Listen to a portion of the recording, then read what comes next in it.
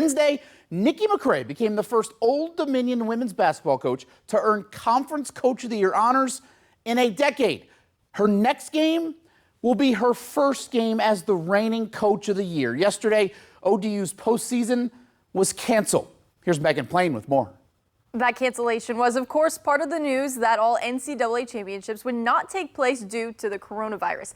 Seasons being forced to end because of outside factors is already disappointing for these athletes, but for ODU women's hoops, it's a little extra disappointing considering the season that they had. The Monarchs won 24 games this season, their most since 2008, and were close to advancing to the NCAA tournament for the first time in 12 years. We've worked so hard as a team to get to this point, to reestablish our program. And I think our seniors and in particular our team have done that. And just for that to be taken away, it was hard to hear. But at the same time, you know, it's so much bigger than basketball right now.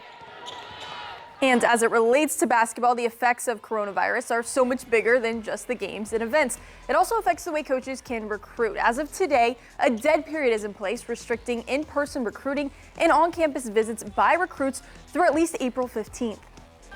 That's a safety thing. I mean, I wouldn't want to go into someone's home and they wouldn't want to be around us, but we can FaceTime. We can talk, you know, on the phone. That's still, you know, we still have access to recruits from that standpoint.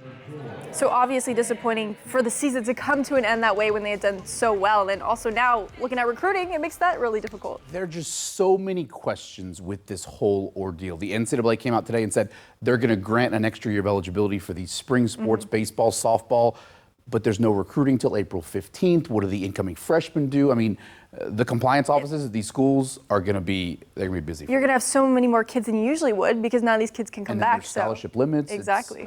It's a mess. Congrats to Coach McCray, though. We'll say goodnight after this break.